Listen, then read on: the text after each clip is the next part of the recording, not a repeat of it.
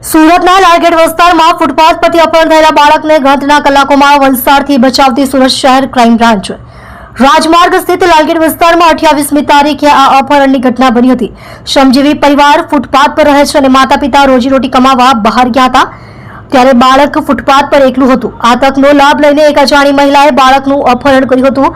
આ મામલે ચોકબજાર પોલીસ સ્ટેશનમાં ગુનો નોંધાયો હતો અને ચોકબજાર પોલીસની સાથે સુરત ક્રાઇમ બ્રાન્ચની ટીમે તાત્કાલિક આ ગુનાનો ભેદ ઉકેલવા કમર કસી હતી। આ ગુનાને ગંભીરતાથી લઈને ક્રાઇમ બ્રાન્ચની 5 PSI અને 2 PI સહિતની અલગ અલગ ટીમો બનાવવામાં આવી હતી। તપાસમાં લગભગ 60 થી 70 જેટલા પોલીસ કર્મીઓ જોડાયા હતા। ટીમોએ સૌપ્રથમ ઘટના સ્થળ આસપાસના સીસીટીવી ફૂટેજ ચકાસ્યા જેમાં એક મહિલા બાળકને લઈ જતી કેદ થઈ હતી। અપહરણ કરતા મહિલાની ઓળખ અને ધરપકડ સીસીટીવી ફૂટેજમાં દેખાતી મહિલાની ઓળખ સુરેખા નાયકા તરીકે થઈ હતી। પોલીસને માહિતી મળી હતી કે આ મહિલા બાળકને લઈને આસામ ભાગી જવાની ફિરાકમાં હતી। આ મહિલા આસામના એક વ્યક્તિના પરિચયમાં હતી અને ભાગવાની સંપૂર્ણ તૈયારી કરી દીધી હતી।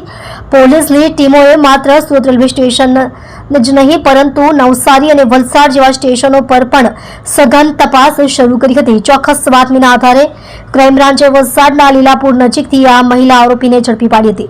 મહિલા ભાગવા માટેનો તમામ સામાન પણ તૈયાર કરીને રાખ્યો હતો। બાળક અપહરણ પાછળનું કારણ સંતાન સુખની ખોટ।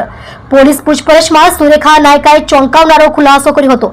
તેના પ્રથમ પતિનું અવસાન થઈ ગયું હતું અને તેને પહેલા પતિથી 25 વર્ષનો એક દીકરો પણ છે। જોકે પતિના અવસાન બાદ તે અન્ય વ્યક્તિ સાથે રહેવા લાગી હતી પરંતુ આ બીજા સંબંધમાંથી તેને કોઈ સંતાન ન હતું।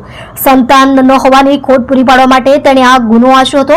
તેણે માત્ર સુરતમાં જ નહીં પરંતુ અગાઉ હાલોલ, પાવાગઢ અને વડોદરા ખાતે પણ બાળકના અપહરણ કરવાનો નિષ્ફળ પ્રયાસ કર્યો હતો। તેણે સુરતના શ્રમજીવી પરિવારના બાળકનું અપહરણ કરતા પહેલા 3 થી 4 વખત રેકી પણ કરી હતી। સુરત ક્રાઇમ બ્રાન્ચે ગણતરીના કલાકોમાં જ આ સંવેદનશીલ કેસનો ભેદ ઉકેલી બાળકને તેના પરિવાર સાથે સહી સલામત રીતે ભેળવી